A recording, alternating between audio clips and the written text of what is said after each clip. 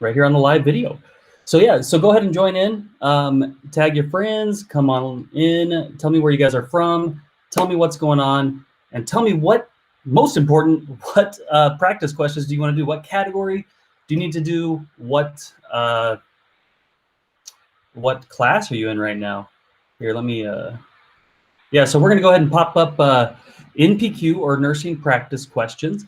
And what I want to do is I want to get all of us together. So I want you to be commenting in the chat so that we can see what we think the right answer is. So we're going to work together and we're going to get some questions right here as we go. So go ahead and tell me where you guys are from. And delegation, May says delegation. We can probably work on that. We can do some delegation, cardiovascular, blood stuff. That would be good too. Ying says from Iowa, I'm just in the nursing program in nursing concepts. We can definitely work on that. So that'll be easy. Concepts class. Lily says hello, hello, hello, hello. Alicia's from Erie, Pennsylvania. Thanks for joining us, Alicia, today. This is Saturday, guys, and we're on here. We're practicing Nclex questions. Ying says vital signs. We can do vital signs.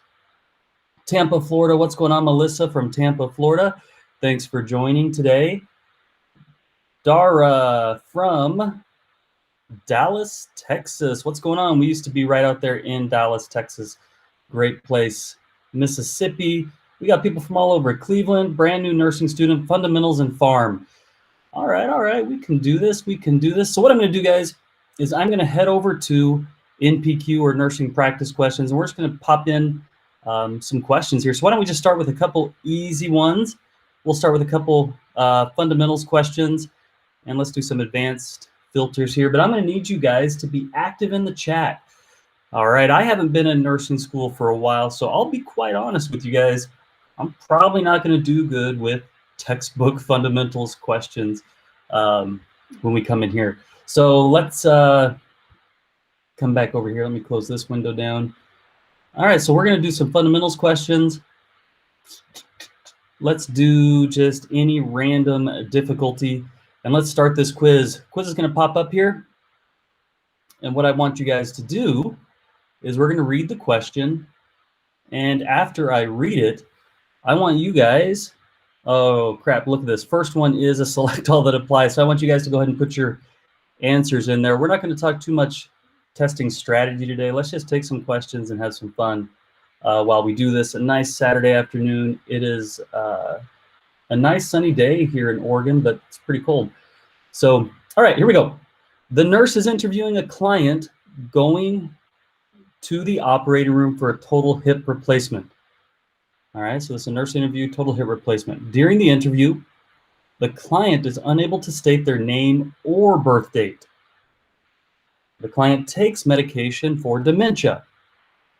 The nurse would expect which of the following when obtaining the informed consent? All right, so this is a question about informed consent, which is an important fundamentals question. Select all that apply. All right, I don't want you guys to be shy here in the comments. Go ahead and say 1, 2, 3, 4, or 5 as we go through this. All right, so client, total hip replacement, unable to state name or birth date, takes medication for dementia. Which one would we expect with an informed consent? Select all that apply. All right, here we go. The client's legal surrogate decision maker is aware of the information related to the procedure. The client's legal surrogate has signed their name to the written consent form. The client signed their name to the written consent form.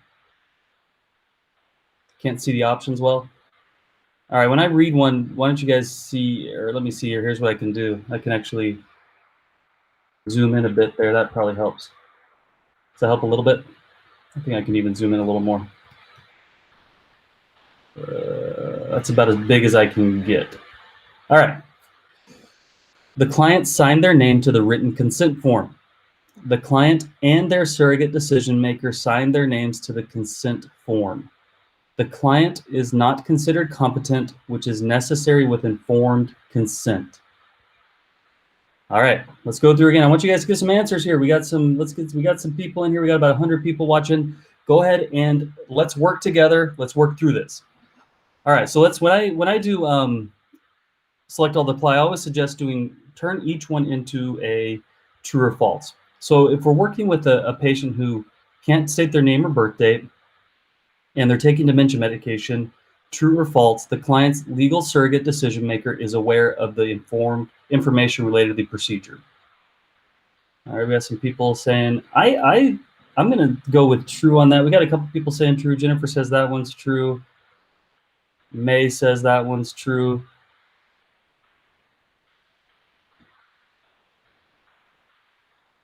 All right. The client legal surrogate has signed their name to the written consent form. 222. We got a lot of people saying they think they like to. I like to also. Let's go with it. All right. The client signed their name to the written consent form. This one's, I'm not sure on this one. Let's see. May says 1, 2, 3, 4. Oh man, what do you guys say? Give me a 3 is tough. I see a lot of people not saying 3, so let's not say 3. The client and the surrogate decision maker signed their names to the consent form. See, that's kind of like, these are like kind of mutually exclusive of each other. I'm going to say it's 1, 2, and 4, or because these are kind of like saying, so the client's surrogate, the client and their surrogate, or just the client. So I don't think it can be, yeah, okay. So what do you guys think about 5? The client is not considered competent. 1, 2, and 5. I'm seeing a lot of people come in here and put 5. I'm going to go with that one, guys. We're going to go 1, 2, and 5.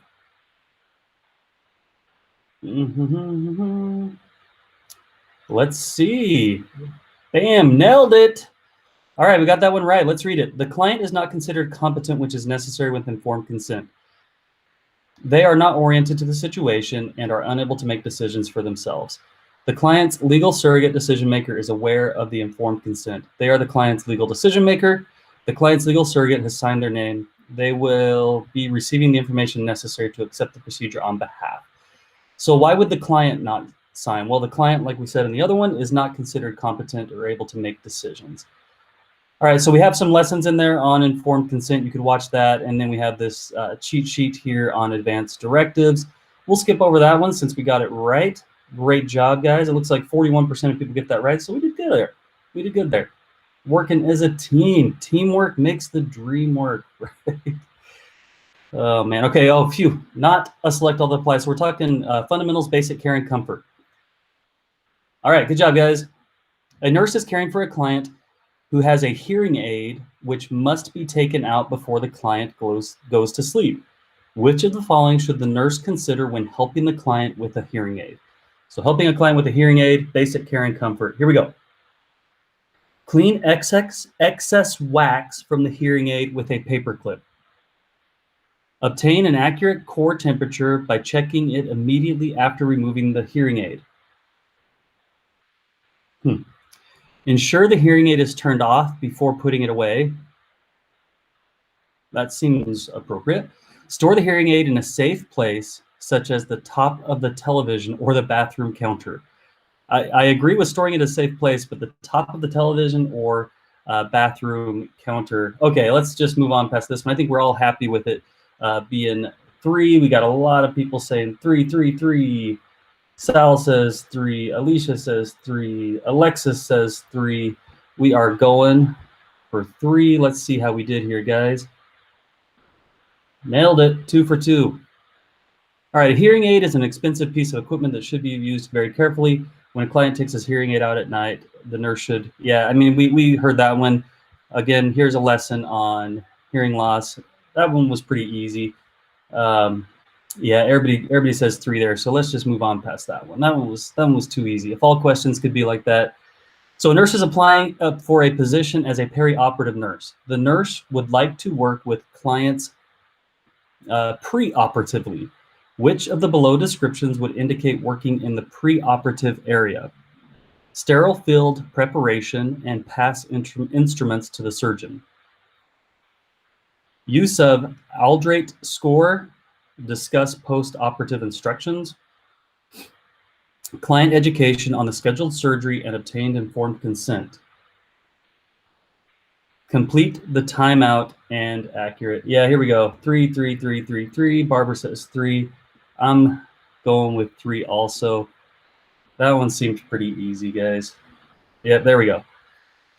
So the roles of the preoperative nurse, all these are, this describes a circulator, this describes PACU, this describes scrub, and we got some preoperative roles there, or perioperative, excuse me.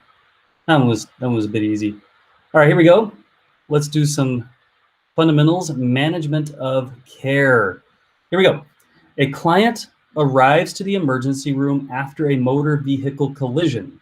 We've got an MVC going on here. The client is complaining of severe stabbing pain in the right lower leg, and the skin appears shiny and taut. The nurse positions the client's right leg at which of the following levels?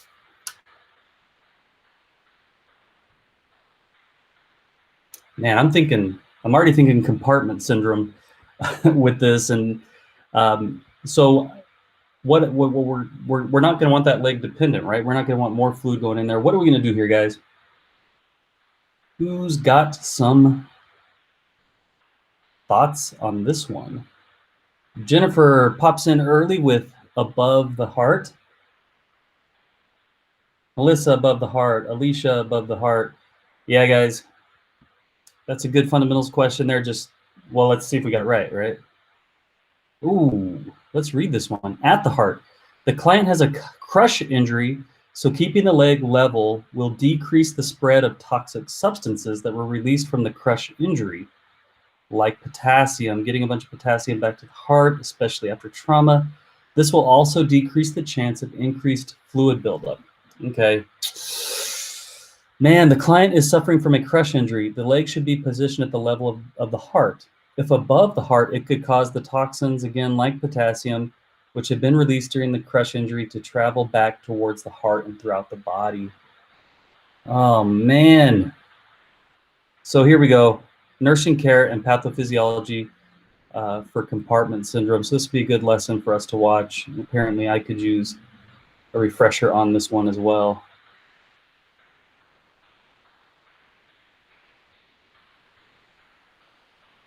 Yeah, that makes sense reading the rationale, but gosh, that was a tough one. Melissa says, wow, good to know. Yeah, and with this trauma and stuff like that, we're already in trauma, and if we get all that potassium flowing to the heart, oh man, that one got us. Okay, this is our last fundamentals, another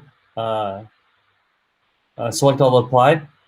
A nurse is caring for a client who was admitted to the hospital and is experiencing nausea.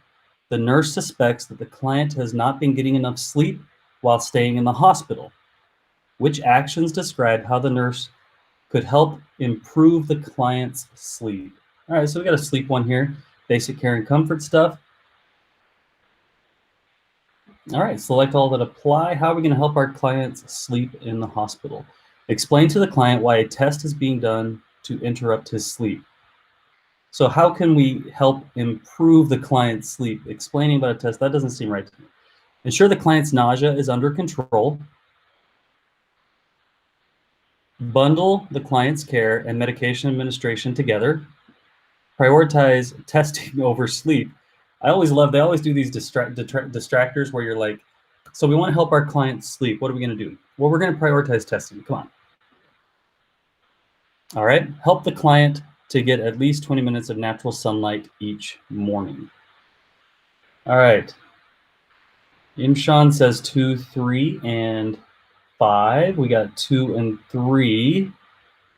Memory says 4. Prioritize testing over sleep. Mary says 2, 3, and 5. We got 2 and 3. All right. Let's look through this. So ensure the client's 2. Bundle the client's care and medication. Help the client to get at least 20 minutes. Okay, I want you guys to just do yes or no. Should we select 5? Yes or no, select 5. Mario says 5. 5, 5. We're getting a lot of people saying 5 now. Oh, man. All right. That natural sunlight, let's do that. Probably with circadian rhythms and things like that. Nailed it. Good job, all you guys that were selecting 5. Excellent work, excellent work, excellent work. All right, so let's go and read that one really quick about the 20 minutes. Natural sunlight in the morning is helpful to fully awaken a client, making it more likely for them to sleep at night. All right. Maslow's hierarchy of needs. So I remember when I was working night shift, guys, it was always, so I worked night shift, I get home about 8 or 9 in the morning. And what we had done is we took a closet in our house and we turned it into like a bedroom for me, where I would put like a foam pad on the ground. I would put a fan in there. And it was completely dark because I would go to bed, as the sun was coming up. Then I get up at about 5 o'clock at night and drive to work when the sun was setting. So that was always, let's see. That was always really interesting, and my sleep schedules were completely off after my last. So we finished up all those fundamentals, guys. So let's finish this quiz. Go ahead and put in there what section you guys want to do next. There was a lot of various topics. So, excuse me, let's go in here and look at all these different topics that we have that we can pick from. So yeah, it was just really hard because I would sleep all day from like 9 to 2 or 3, wake up at 5 or get ready and stuff at 5 and start driving to work right when the sun was setting. And so that was just really, really, really hard. But you guys will see that as you start practicing and as you get into nursing. So this is, again, guys, this is NPQ. This is nursing practice questions over on nursing.com. And I just wanted to give you guys a chance to really practice some questions. It says I can't leave a comment. Let's see. It's going to leave a link there for you guys. Oh, there it goes. NPQ. All right, ethical and legal, cardiac. Okay, we got a lot of people asking for cardiac. I see Adria wants hematology, but we got cardiac coming from Facebook and YouTube. Jennifer wants cardiac, hematology. Daisy says EKG. Let's go ahead and do the majority. Looks like majority's wanting some cardiac. Let's do some cardiac. And let's take some questions together. Good job on the comments, guys. This is great. I think this is super helpful for us to kind of work together and work through all of this. So cardiac, first cardiac question, select all that apply. All right, guys, here we go. The nurse is caring for a client who states, I don't have a family history of hypertension, so I don't have to worry about that. Oh, yep. Which of the following risk factors for hypertension should the nurse teach the client? Select all that apply. So no family history. That's good.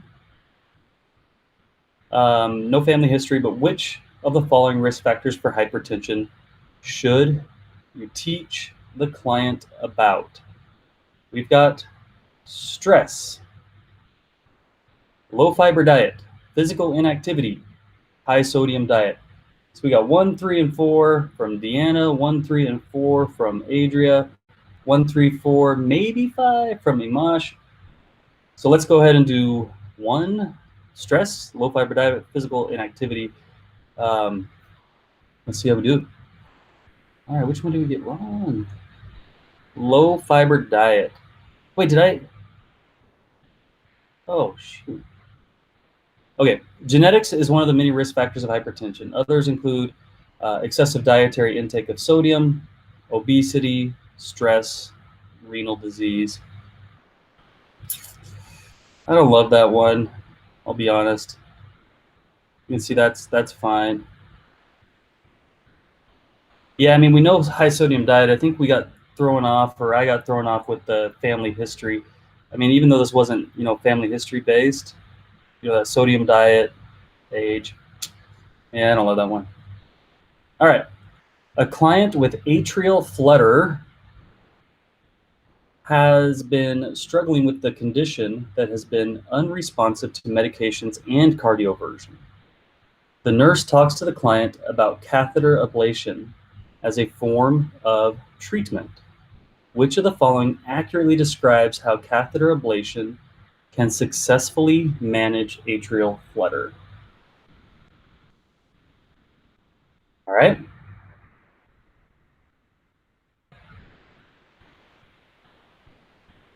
What do you guys think? So with these catheter ablations, they're gonna take the catheter. It starts like all the way down in the groin, and that catheter, the interventional cardiologist will feed it all the way up into the heart, and that's how they do those procedures. All right, here we go. It suspends the tricuspid valve to improve blood flow to the ventricle. It decreases afterload to improve the ejection fraction. It eliminates scar tissue to decrease contractility. It destroys the node that is causing the arrhythmia. All right, so this isn't select all that apply. Deborah wants select all that apply. So we've got a variety. It looks like Dara, Catherine, Mario say 4, destroying the node. May says it eliminates scar tissue that decreases contractility.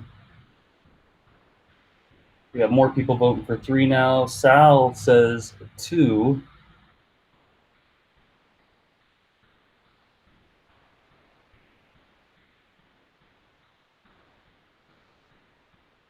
All right, we're seeing the most votes for 4.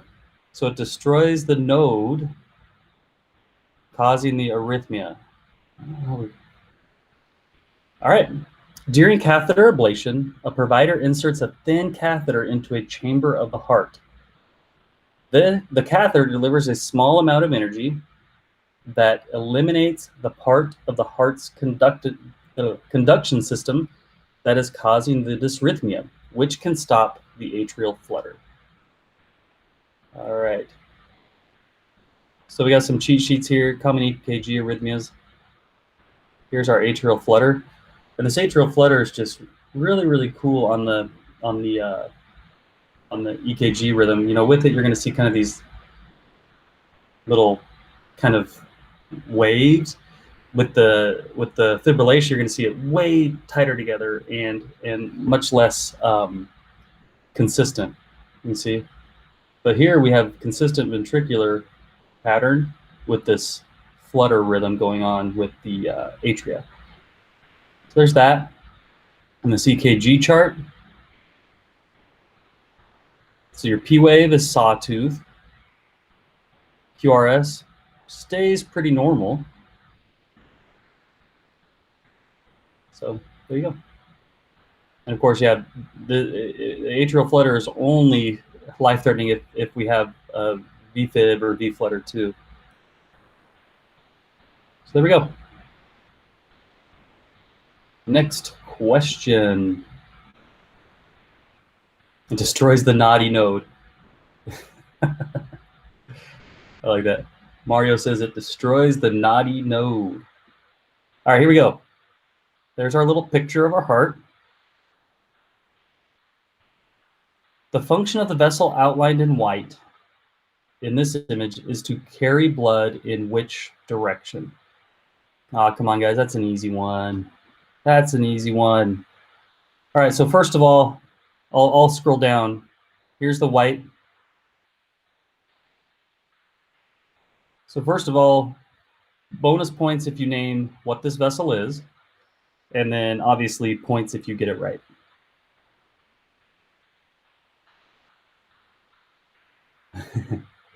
The naughty node. Rachel says she loves that. I'm going to remember that too.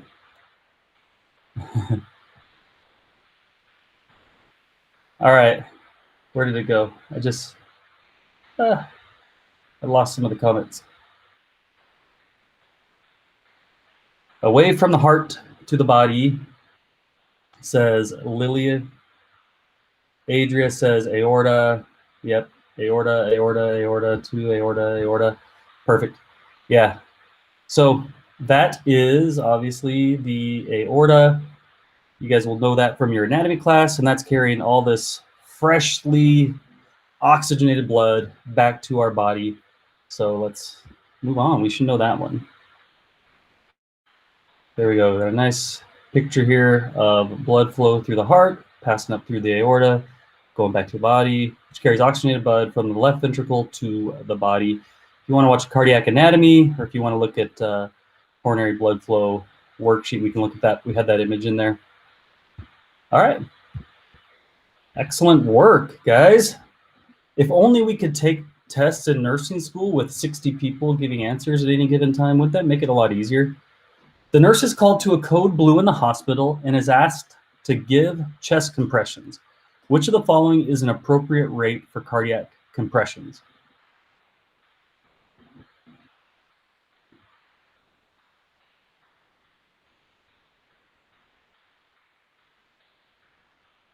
What do we say here? We got one of those. We got that stupid hypertension question wrong, but I think we need to do some harder ones. You know, I think we need to do some harder ones. Favorite chapter in anatomy and physiology? Yeah, I love cardiac. So everybody, so we got so many threes here. Everybody's saying 3, 3, 3. Yeah. All right. Seems pretty unanimous.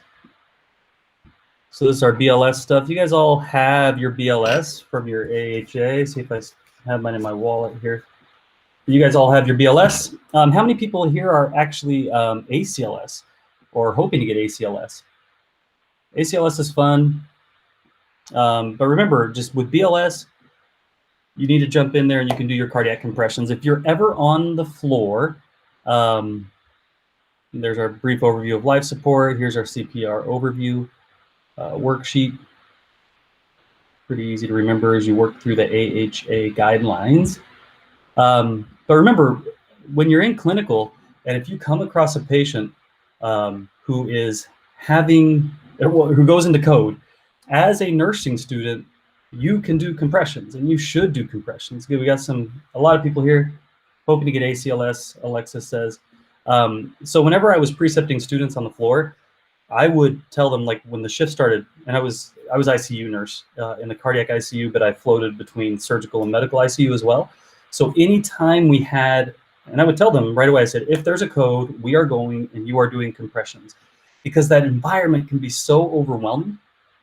So I always like to get them engaged quickly and give them a chance to do ACL or life support, even just chest compressions as quickly as they can, because as students, it can be massively overwhelming, and a lot of people get really scared to really dig in and do ACL or life support. So remember, as a student with your BLS card, you need to hop in there and make sure you're doing some compressions when the opportunity arrives. All right, a nurse is working on a team performing CPR on a client who has coded in the hospital. The nurse sets up the monitor and notes that the client has pulseless electrical activity, or PEA. We should have kept up our chart that we had earlier. The provider tells the nurse to set up for shock. Which response from the nurse is correct? So we have electrical activity. We do not have a pulse. Okay.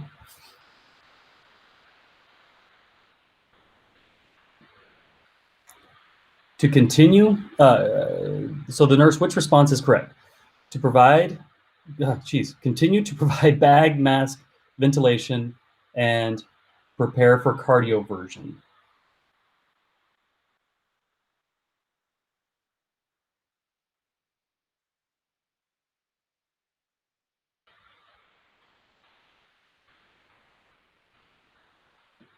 Sorry, someone was out the door. Clarify the client's heart rhythm with the provider before giving the shock. Administer atropine before giving the shock. Set up and prepare to deliver the shock. Good. Okay, so we have Mary, Eugene, clarify heart rhythm. Yeah, so let's talk. It looks like, so what I like here is you guys are saying don't shock. Pulseless electrical activity, we're not wanting to shock. So continue to prepare or provide bag ventilation and prepare for cardioversion instead. That's what Daisy likes. Daisy likes that one. It's not shocking. Clarify the client's heart rhythm with the provider before giving the shot. The nurse sets up the monitor and notes that the client has a pulseless electrical activity. Okay, so that's what the nurse notes. Administer atropine before giving the shock. I don't want to give a shock. Set up and prepare to deliver the shock. All right, so answers are getting a little mixed in here. One, clarify. Chia likes clarify. Chai, I'm not sure. Two, we got all kinds of answers. Tiara, man, I'm butchering names right now. So continue to provide ventilation, prepare for cardioversion. Clarify the client's heart rhythm with the provider. Man, I'm between 1 and 2. 2. Dara says 2. Sheila says 1. Yeah, I'm stuck here. Continue to provide bag ventilation. Administer, prepare for cardioversion. Yeah, I like the idea of the clarify, just from the sense that, hey, I'm seeing PEA, you're telling me to shock, let's get on the same page. I like 1 because it's not, yeah. All right, guys, 1 and 2. Let's everybody vote on 1 or 2. 1 or 2. Double check. So Alana says she's taken this question and likes the idea of clarifying.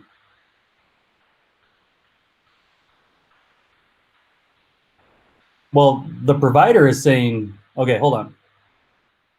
The provider is telling the nurse to shock. Hold on. So this is where you get to use your nursing judgment. The provider is saying set up to shock. We don't shock pulseless electrical activity. That's the thing here. All right, I'm seeing more people vote for 2. Let's go with 2, see what happens here. Got it right. Pulseless electrical activity is considered a non-shockable rhythm because the client does not produce enough electrical activity. The ACLS algorithm says to continue CPR when the client is in PEA. The nurse should clarify with the provider first before proceeding instead of delivering shock, because a shock will only cause a delay in CPR. So yeah, we need to follow down that algorithm, and the provider is seeing something different than the nurse is what it looks like, and so we need to make sure that, hey, yo, I'm seeing PEA. If we shock this, we kill this dude. Let's clarify that first. The other one that, yeah, we don't want to set up for shock because we're stopping CPR and we don't believe we should be giving a shock. Yeah, so it says that atropine is not good. Now, yeah, so we don't want to set up for cardioversion because like if the provider's like, hey, give a shock, and then we walk over here and we start preparing for cardioversion, then that's not going to be good. So here we go. CPR and then CPR overview again. All right. But hey, dude, we got it right. So that's good. All right, we got 80% on that one. So we can come in here and review these rationales. Again, got that hypertension one wrong. Not happy about that, but we got that one wrong. So got most of them right. We can watch our atrial flutter again. All right, so why don't you guys tell me what you want to take a quiz on now. I'm going to zoom out a little bit so you can see some categories. I'm not doing horrible on these most recent, these couple quizzes here. Yeah, so that one's really tricky. What's really tricky in Nclex questions is they're a lot of times going to have this concept of call the provider or tell the provider or something like that. And that's where it gets really tricky as nurses, because providers aren't always right. And remember, sometimes providers are residents. Sometimes providers are brand new to the field. Sometimes providers haven't ever seen this before. So it's really important to use the nursing judgment that you have. And after you get some experience in the floor and experience in the ICU or wherever it is you go, you absolutely need to be working more, and a lot of times as a partner with the provider, having different roles and different scopes of responsibility, but still using that judgment and using what you know to work there. All right, so that was a really good critical thinking one. So, but that's what's good working together. Remember, you're in real world, right? You're not going to be sitting there alone, and it's not going to be like, hey, shock the patient. There's going to be all these other people around who are also going to be able to say, hey, but you're going to have your courage to stand up and say, hey, we don't shock PEA. I'm seeing PEA. What are you seeing? Let's talk. Let's fix this really quick. Let's get on the same page and make sure we do what's right. So farm, OB, peds, farm, endocrine, diabetes, safety. Alana wants to take anything and everything, taking the Nclex next week. Good luck. I'm sure you'll do excellent. Here you are on a Saturday afternoon taking Nclex questions. So I'm sure you're going to do really well. Prioritization, that's always a good one. I got to say, guys, I'm seeing a huge scatter of questions. Why don't we do this? How do you guys feel about just selecting all categories and see what happens? Or I could remove the ones I haven't seen. You guys like that, or what do you guys think? You guys can do this anytime. You guys can head in there and take questions, and then, of course, we can do some advanced filters here where we can sort by Nclex categories, or maybe we're like, we really need basic care and comfort help or whatever, or we want only SATA, only alternate format, or just multiple choice. We want ones we haven't taken before. We want super hard ones or medium, or just give us the easiest ones because I'm a first semester student or whatever. So you guys can do that too. But right now, why don't we just stick with giving us just whatever. Give us a grab bag. Let's go for it. Everybody's like, let's go for it. All right, so let's go for it. We'll just do 5 and see how we do. All right, so this is NPQ or nursing practice questions over on nursing.com, and these are in the app too. So if you guys are, if you guys have a membership, you can just come over to the app. You guys even see that? Maybe you can't even see that. And in here, just do NPQ down at the bottom. Gosh, sorry, the light is like, anyway, you guys get it. NPQ down at the bottom, and you can build quizzes there too. Robbie's taking Nclex on Tuesday. All right, man, I would suggest, just coming in here, taking everything, figuring out where you're weak, and then really, really focusing. All right, here we go. GIGU. Let's do some GIGU. Do you guys like this? This is the first time I've kind of come on here and just taken a bunch of questions. It would be cool if it was like more like a Zoom call where we could talk and debate back and forth, but this is doable too. So nurses providing dietary discharge teaching to a client who has been diagnosed with cirrhosis. Okay, we got our liver. Immediately we're thinking there, and who has had an elevated ammonia level. Which of the following statements by the client demonstrates that more education is required? So remember, this is one of those ones where they're asking you the opposite. So they're saying we got cirrhosis, so you're immediately thinking everything the liver does. Then you see elevated ammonia level. Your brain should turn to protein. Which of the following statements demonstrates more education? So now we're saying which of these is incorrect. Okay. I'll go to the grocery store and stock up on nutritional shakes. I'll make sure to eat high protein diet. I'll make sure to eat a high calorie diet. I'll really need to watch my salt intake. I accidentally clicked there. So what do you guys think?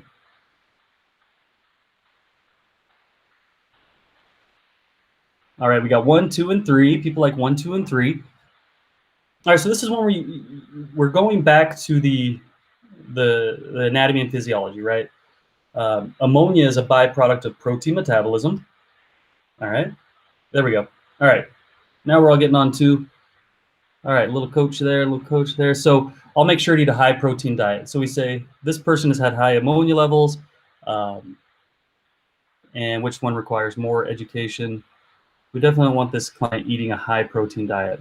Yeah, ammonia is a byproduct of protein metabolism. Clients with cirrhosis, an elevated ammonia level should be on a low to normal protein diet. So we want to stop that one before they go home. So we got ammonia and encephalitis, because that's when all that ammonia builds up, you end up with encephalitis.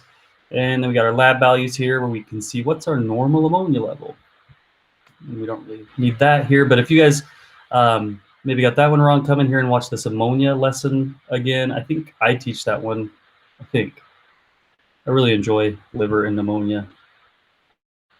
Yeah, it looks like my horrible handwriting. That we're even putting them on breathing machines and things like that. So yeah, I really enjoy this concept of urea breakdown and all that. So I'll stop. That's one that I love. All right, now we're on OB-PEDS. This is one that I'm going to need a lot of help with. I do not enjoy OB-PEDS. I suffered through it in nursing school, hoping to get done with it as quickly as I could so I could go really do the critical care and stuff like that. So let's do OB-PEDS. The parents of a 4-year-old child have brought the child into the pediatric care clinic for a routine physical. All right, so 4-year-old. This looks like an immunization schedule one. I am horrible with this. The parents tell the nurse that their child has never had immunizations as a baby, but they would like to start giving vaccines now. Which response from the nurse is accurate? So this is some vaccine schedules, this is some therapeutic communication, this is some how do we do the catch-up and stuff like that, or make up vaccines and stuff like that. All right, guys, I'm not going to be good on this one, I promise, so I'm going to need your help.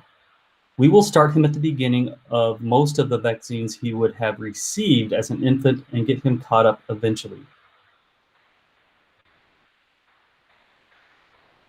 Chrissy says, can you talk about the difference between nursing student? Yes, let me talk about that. Let's do this question and I'll address that, Christy. We cannot give the child infant immunizations at age 4, but we will administer what is appropriate for the child's age. We will start the child with the standard vaccines for a 5-year-old and then start over later. We can only give the child the hepatitis series this late. The rest will not be able to administer at this time.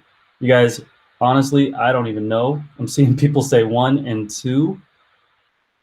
I really, honestly don't know. I am not good with OB-PEDS. I have 2 kids. But we just follow CDC guidelines on this and just do the shots as needed. All right, 1 and 2. I am definitely seeing more 1s than 2s. So we'll start giving him at the beginning of most vaccines. I feel like there was something about having to do like makeup schedules and stuff like that. I don't remember though. Let's see. Oh, you guys nailed it.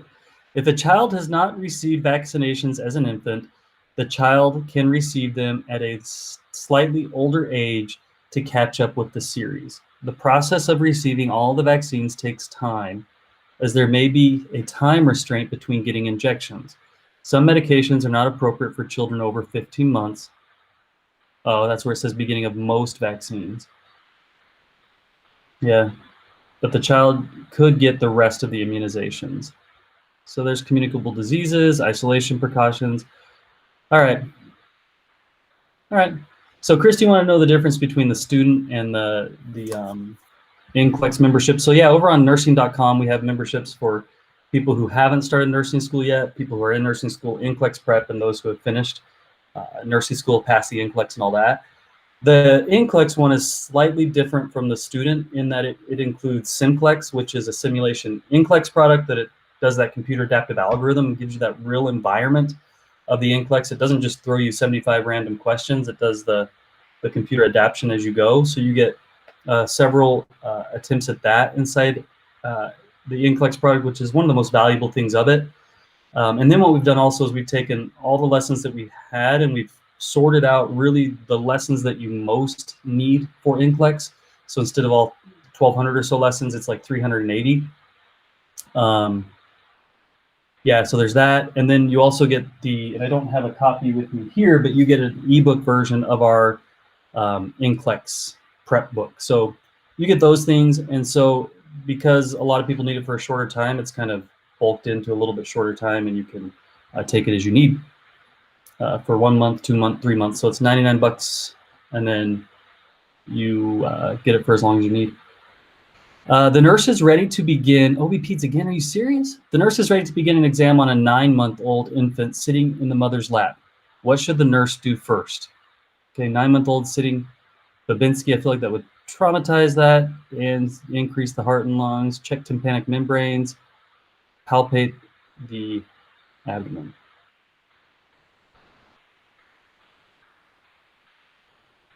Everybody likes to listen to heart and lung sounds. I think I'm liking that one too. Let's go with that one and see how we do.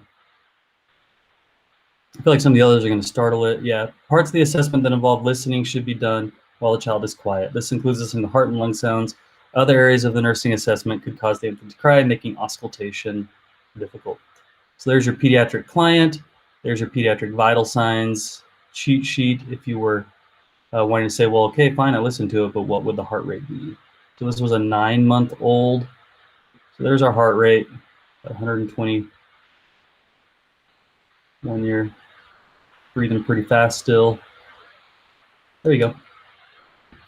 Good job, guys. All right, respiratory. Here we go. The nurse caring. Here we go.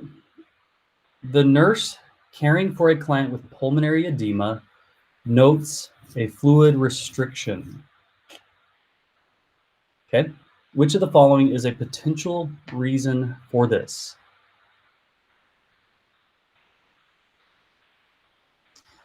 Pulmonary edema is a disease resulting from chronic asthma, so the client must restrict fluids that cause bronchoconstriction. Pulmonary edema is a condition of too much pulmonary system pressure, so the client needs to limit fluid intake. Pulmonary edema is a condition of lung inflammation, so the client needs to replace PO fluids with IV antibiotics.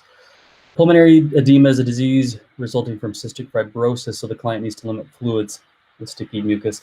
Yeah, so the majority, it looks like, are coming in with Eugene, Alana, Imam, Sean are saying 2. Got Kimberly saying 3. You know, I'm going with 2. You know, because of this is the best definition of pulmonary edema, is this massive pressure buildup in your with your lungs. Oh, I didn't select an answer. Nailed it. So fluid restriction is necessary with pulmonary edema because the client is fluid overloaded. Limiting PO intake and IV fluids, along with administering diuretics and ensuring the client is adequately oxygenated, are the main treatments for this condition. So here's a video on pulmonary edema. So you probably got So they're going to have a really... I got some pictures here. There's some stuff. Oops. Follow fluid restriction. There we go. Doing well. Excellent, guys. Others don't make sense. All right. How we doing? How's our energy? How many questions have we taken so far? I don't even know. The nurse is educating a client on managing gout. So we're on GIGU again. The nurse is educating a client on managing gout. Which of the following statements by a client indicates more education is necessary? So here we go. Which one says the client doesn't understand? And select. Alana says she's doing good. Select all that apply. So here we go. Select all that apply. And which one says the client doesn't understand? So with select all that apply, guys, it's really important to make sure you're not bunching multiple answers together. So you're not saying like, well, 1 seems right and it's close to 2, so it must be right too. I really want you to evaluate each answer option individually. And with this one, we're looking for negative responses here. So we already got some answers. 1 and 3 say the client needs to know more. So managing gout, and we got that uric acid buildup. I tried to limit my intake of water. I feel like that helps my symptoms. I agree with that. I need to make sure I get a refill of my allopurinol for my gout.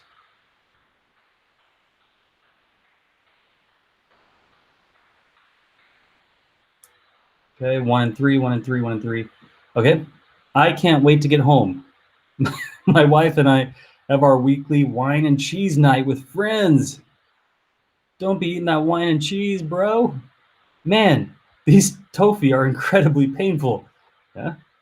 When I have a flare-up, I try to increase my activity to get the blood flowing better, and hopefully it will resolve faster. Let's see how we do. No, which one did we miss?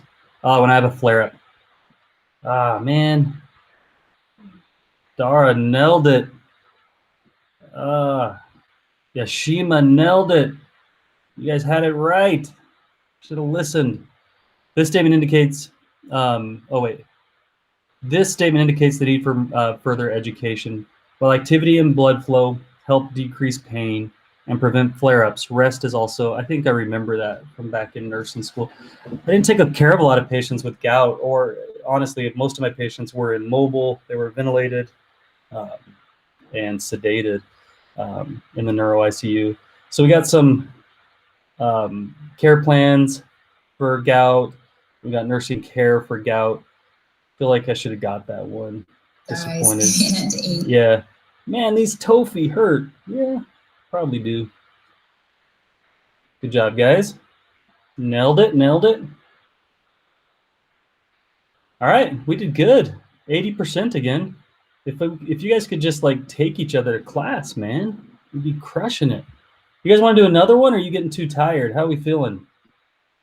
How'd you like doing it with all of them at the same time? Or all categories at the same time? How we doing? How's the energy? So yeah, this is NPQ, nursing practice questions over on nursing.com. So the great thing about this, guys, is being able to go in, and this is how I recommend people really do it, is to go in after you've taken several questions and kind of come in here and see where your weak and strong categories are. And you can do that by both Nclex category, and just ran like nursing categories and topics and stuff. So best categories, where you're doing overall, your global rank. You see I'm not doing so hot. So that's what's really helpful here. And then you can also obviously review your past quizzes to see what, that last question or quiz we had pulled from GI, OB, respiratory. We've gotten 80% on all of our quizzes so far. So, all right. It's fun. Rachel says this is fun. So Rachel is the one and only nursing student in the world who thinks taking Nclex questions is fun. Nina says she likes all questions. Dara wants to do some neuro. Let's go ahead and do all again and see if we don't get some neuro ones. I think all is good. It definitely brings up some things that I completely haven't thought about or had to study since whenever I was in nursing school. All right.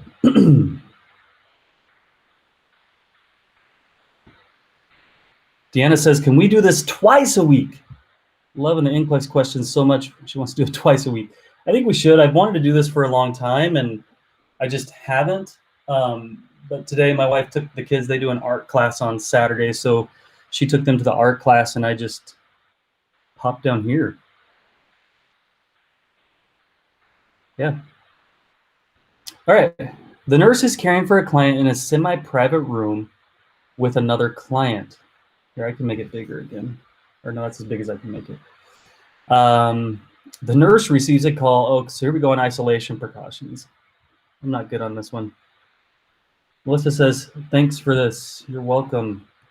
Oh, I can go one bigger. Let's do that. How's that? So here we are. We got a MRSA patient. Just screen positive for MRSA. There are no private rooms available. What is the most? Remember, these are the ones we love. The most appropriate action for the nurse to take. Transfer the client to the intensive care unit. Place the client on contact precautions. Place the client and the client's roommate on contact precautions. Yeah, so move the client to a semi-private room. And this is where we do that. What do they call it? The cohabitator? No, that's not it. I'm sorry. The like co-rooming or whatever. I'm going to go with this one. Got it. Ideally, when a client is MRSA positive, the nurse should move the client to a private room and initiate contact precautions. However, if a private room is not possible, it is appropriate to cohort. There we go. Not cohabitate. Clients with the same microorganism in a semi-private room. Yeah, so placing the client on contact precautions is good, but they shouldn't be sharing a room with this MRSA patient. So here we go. Got a lesson here on MRSA, isolation precautions. Yeah. So contact precautions is appropriate for MRSA, but we don't want them in a room with another patient. You know what I should have done? I should have sorted by like harder questions. We're getting too many right. Should have sorted by harder ones. Don't you think? Getting too many easy ones here. A client who is in the hospital requires total parenteral nutrition for management of malnutrition. After 2 days, I got a story about this if we have time for stories, or we can just keep doing questions. It was one of my first biggest errors as a brand new grad practicing. So after 2 days on the TPN solution, the nurse checks the client's blood glucose level, and the result is 181. Which action of the nurse is most appropriate? So where are we in the nursing process? Assess, diagnose, plan, implement, evaluate. We just evaluated. So what's our next best action? It is most appropriate. Contact the physician for an order to start insulin therapy. So Eugene is jumping in here with 4. Tell us the story. I can tell a story. Continue to monitor and recheck the blood glucose in 4 hours. Turn off the TPN infusion for 1 hour, then restart, advancing the rate slowly. Turn down the rate of the TPN and recheck the glucose in 1 hour. So getting a mix of people. Okay, I'll tell the story after we answer this one. I feel like I should know the answer based on my story, but I'm getting confused between most appropriate. Turn off the TPN infusion for 1 hour, then restart. Yeah, that's that. So I don't like that because we're not going and assessing, right? That's doing an action, but it's not following the nursing process. Turn down the rate of the TPN and recheck the glucose in 1 hour. I like that one most, and it looks like a lot of people are saying. Robbie says, for Austin brings up a good point. Patients should already have an order for sliding scale insulin when they're started on TPN. That's a good point. Let's go with this one. What? Yeah, I don't like that one, and I agree. Elevated blood glucose is associated with TPN. A client who requires TPN should have his blood glucose level checked regularly because of the presence of dextrose. To begin insulin regimen to return blood sugar to normal. Yeah, the client's glucose is high and needs to be medically managed with insulin, then recheck to determine if the rate went down. So let me tell my story really quick. So my story is working in the ICU, brand new, and I had a patient who was on TPN. Hold on, what's up, Taz? You're on camera. So they're home from art. So let me do a couple more questions with you guys, and then I'm going to go hang out with the kids. Let me tell this story. Let's see which number we're on here. Okay, so let me tell this story really quick. So, yeah, the patient was on TPN. So and in TPN you have peripheral lines, and so I turn off the TPN, draw some blood right out of the central line, and go and send that to the lab. Well, the lab calls me with a critical value. The critical value is their blood glucose is like 900 or something. I'm like, oh my God, this patient's gonna die. Why aren't they? What's going on? What should I do? So I'm freaking out. And then, my preceptor, of course, says, hold on. Did you stop the TPN? How long did you stop it for? Did you flush the line? And of course, I hadn't done any of that stuff. So I had drawn straight from where this TPN was going in, getting blood that was just barely been saturated with these massively high glucose TPNs. So make sure you turn it off turn it off for about an hour, flush those lines, then get some fresh blood and send that to the lab, because you do not want a patient with a glucose of 1,000. But when you get a blood glucose level like that in real life nursing, yeah, your patient should have some sliding scale insulin already in place when they start them on TPN, number one. And number two, if you get these critical values, especially in this case with this, sometimes it's better to reassess. Yeah. So blood glucose of 1,000 is definitely gonna get you in some DKA. All right. So that's my story on that. Highest insulin or glucose level I ever saw. An interdisciplinary team working in a, what are we on here? Cardiac. All right. An interdisciplinary team working in cardiac rehabilitation unit of a hospital discusses and plans for the clients on the unit. Which behaviors would most likely be part of a collaborative interdisciplinary team? Oh man, these communication ones. I don't love these. Support for the skills of all team members. Supervision of team members by the leading provider on the team. Rachel says, thank you so much. You're welcome. This is fun. I mean, it's fun, right? Taking Nclex questions. Mutual respect for all disciplines present. Joint decision-making between team members. Hierarchical communication between team members. So I'm going to need you guys' help on this one, man. Support for the skills of all team members. Most likely be part of a collaborative.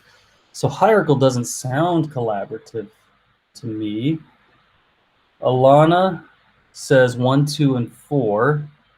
Support, supervision by leading provider. Joint decision-making between team members. Tyra says 1, 3, and 4. I like that too. The supervision hierarchical, the ones that throw me off on here. Adria says 1, 3, and 4. Yeah, I think Eugene likes 2 and 4. Okay. Alana meant 1, 3, and 4. I think I'm leaning that way as well. Those are the ones that, yeah, let's go with that, guys. Let's see what we do here. Nailed it. Good job, guys. So interdisciplinary teams work together. Yeah. Look, we did good, guys. Only 47% of people get that one right. So I think we did good on that one. Excellent work. Excellent work, everybody. All right, question number 4 in fundamentals. A nurse is reviewing the principles of fire prevention in the home of a client, in the home with a home health client. Which of the following information would be the most would the nurse most likely tell this client in order to best prevent a fire? Sorry about my reading, it's all over the place, guys. Only cook with food on the back burners. I feel like I remember that from fundamentals. Keep barbecue grills at least 18 inches away from walls or fences. Never use a portable space heater. Do not place rugs or carpet over cords. So that one, so which of the following information would the nurse most likely tell the client in order to best prevent fires?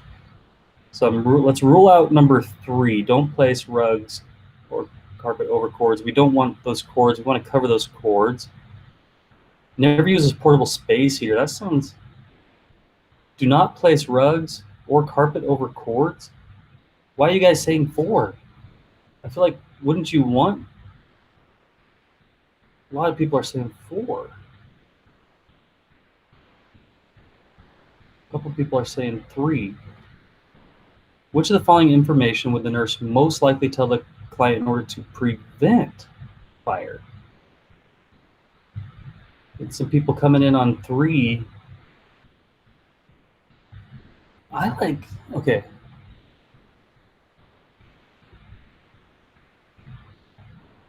Yeah, I agree. So, but if you have cords on the ground, I guess that's the thing, right? I'm assuming that the client has cords on the ground. I mean, what we really want to tell them to do is don't have cords on the ground.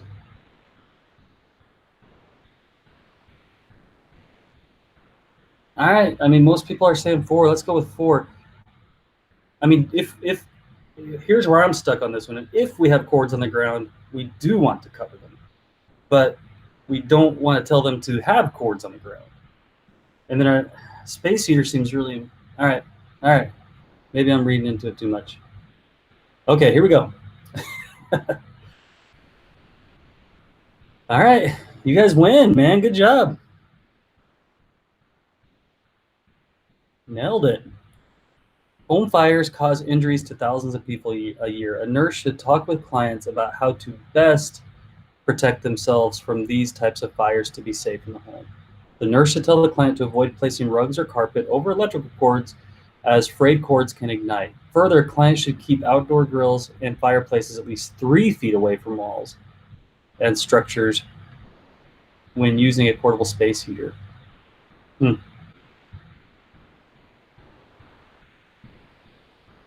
A portable space heater can be used, but must be turned off when a person leaves the room. I mean, we're talking about preventing, right? So it's like, yeah, all right, you guys nailed it. Good job. I would have got that one massively wrong.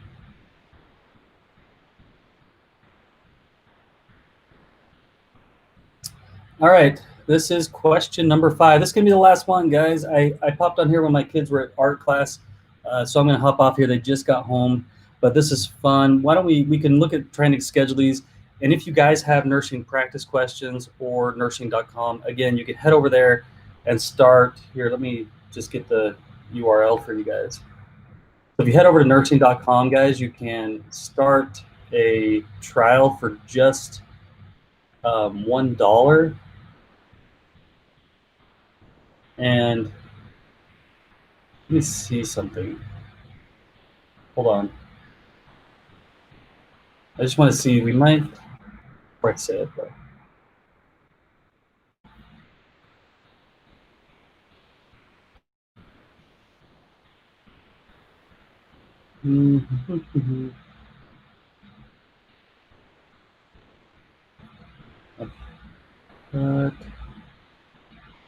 Hold on. Sorry, guys. I know this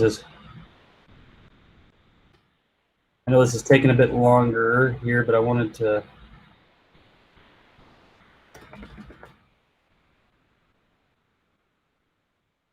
Check something for you.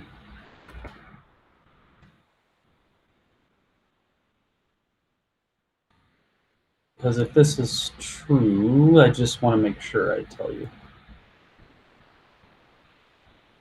Let's see if it's working. Oh, yeah. Okay. All right. So those who are on right now, I appreciate you guys coming on. And I'm going to put a code in here that's still working. And what this code does, if you go over to nursing.com and sign up with this code, and I don't remember, I'm sorry, I really honestly don't remember right now how long for sure this code is available. I feel like is it through the end of the month? It might be through the end of the month. If you use the code free Nclex book 2, then you can get access to nursing.com and everything that's there. But also we're going to ship you a physical copy of the Nclex book, which is, it's a big, thick book. It's color book and everything. So head over there, use free Nclex book 2. I put it in the chat, and I think it went in the chat in YouTube, but it doesn't look like it went in the chat in Facebook. But just do free Nclex book 2, and I'll show you guys how to do this at the end. But let's do this question. I'll show you how to do that. So yeah, thanks for coming on, guys. This has been a lot of fun, and maybe we can work this into something we do more often. And Alana says, the book rocks. I would advise any student to get it early in the program as they can. Thank you so much. We worked really hard on that. It's very visual, tons of images and stuff to help you guys. All right, so we're already getting some answers here. Got a lot of people saying 2 and 4. Back to TPN again. A nurse is monitoring a client on TPN with severe malnutrition due to chronic alcohol abuse. The client begins to display confusion weakness, and changes in respiration. Which of the following interventions does the nurse perform? Check blood glucose immediately. So we have some assessment data, but do we have enough? Check a blood glucose immediately. Notify the provider, check the blood glucose. Okay. 2 and 4 are what we are saying. Yeah, they're on TPN, hyperglycemia. And this one's good, a good example too, of if you have two things that are saying the exact opposite of each other, they both can't be true, and usually one of them is right. So check a blood glucose immediately. Okay, and because it's TPN, we're thinking hyperglycemia, confusion, weakness, and changes in respiration. And then the other one people are saying is 4. And we're dealing with malnutrition, severe malnutrition. So I like this idea of notify the provider. Yeah, blood glucose won't help us with refeeding. I'm gonna go with that, guys. Oh, we got it, good. So notify the provider. Yeah, blood glucose isn't gonna tell us anything about refeeding. Based on the symptoms described in this question, this could be 2 complications associated with parenteral nutrition, refeeding syndrome or hyperglycemia. With refeeding syndrome, the severely malnutrition client has a rapid drop in potassium, magnesium, and phosphate. So we need to get those labs checked. Blood glucose level is not going to tell us that. This electrolyte shift causes cardiovascular, neurological, and respiratory problems. And then hyperglycemia, we've already talked about that, and we're going to see it as confusion, Kussmaul respirations. Always check a glucose level. That's something we can do often. Damn, guys, look at that. We got that right, where only 7% of people usually get that one right. So really, really, really good job on that one, guys. Really good job. So let's finish this quiz. And let me show you guys what I was talking about. Again, come in here, review your wait, what did we get?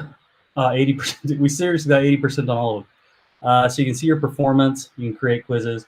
But let me log out and show you guys what I was talking about. So I'll just go to nursing.com and let's say,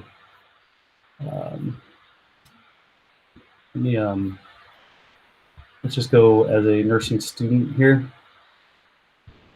So if you sign up here over the next, I think till the end of the month, and you scroll down here, coupon code, free Nclex book 2, apply that coupon, what you're going to get is your 3 days free trial, which saves you a little bit as well. And then you get this coupon code, free Nclex book 2. As soon as you check out, what you're going to see is we're going to send you an email immediately, and that email is going to tell you how to get your free Nclex book. It's just going to take you to a place to put in your shipping information, and then we're going to ship that to you. But the book is huge, guys. It's like this tall and like this thick and all color and stuff. So again, that's free Nclex book 2.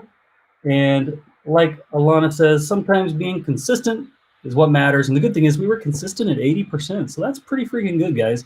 So I'm really happy with that. I'm proud of us. I think we did a good job. And go ahead and give me a thumbs up or give me a yes or a hell yes if you guys want to do this again. I can try to find more times where we can do this, where we can get on. I think it's good to talk. I wish we could talk face-to-face as we were doing this. But this is good too. Actually, I'll just do that. There's the code. Free Nclex book 2. And just go over to nursing.com and you'll get a free trial instead of paying the $1. And you'll be able to access everything, and we'll ship you that book. And as soon as you start that trial, you guys, you can get in there and start taking questions. Yes, we're going to do more. So go ahead and take more questions. We did 20 or 30 today. Yes, yes, please. Jennifer Heating says, I love my book. Helps so much during school. Kimberly says, thanks. We really appreciate it. Hopefully I won't need to, but I'll definitely join this again. Hopefully you never need to join Nclex practice questions again. And good luck, Alana. We have faith in you. You can do it. We believe in you. Kimberly says, hell yes, let's do it again. I got a hell yes. That's what I like. Jennifer says yes. Got another hell yes. Thank you for making time. Enjoy the family. I really appreciate that, guys. Kimberly says she's joining right now. Really happy to have you as part of the nursing family. And that's what we're all about here. We're all about family.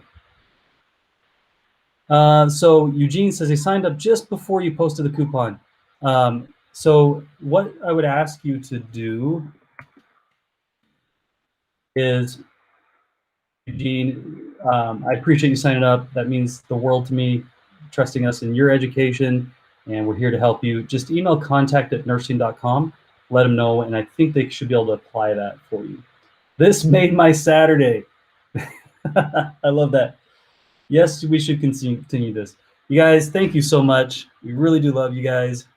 Everything you guys do for us means the world to us. We really, really love our jobs and trying to change and help you guys as nursing students. Oh, my wife, Sandy, she leads support. She just said, join the Facebook group. Oh, she says, join the Facebook group. If you're not a member yet, or if you're a member, when you become a member, join the Facebook group. We do promos, user appreciations, and giveaways in there too. So head over to the Facebook group. She's apparently, I guess she's right outside my room here, live texting me things to tell you guys. So make sure you head over there, join the Facebook group. And for those of you who are members and you aren't part of the Facebook group, let me drop that link in here too really quick. You do have to be a member to be in there. But let me just drop that link really quick, and then I promise I'll leave you guys alone and let you move on with your Saturday. So if you are a member, use this link. Facebook groups in our SNG Academy. That's where we do giveaways, user appreciation, and just really build the family there. So anyway, guys, we love you guys. Thank you so much for joining me. This was fun. I've been wanting to do this for a long time, and I was like, hell, let's just do it. Let's give it a shot. And this turned out better than I could have imagined. So we love you guys. Thank you. Good luck, Alana, and all others who are taking the Nclex this week. We love you, and happy nursing.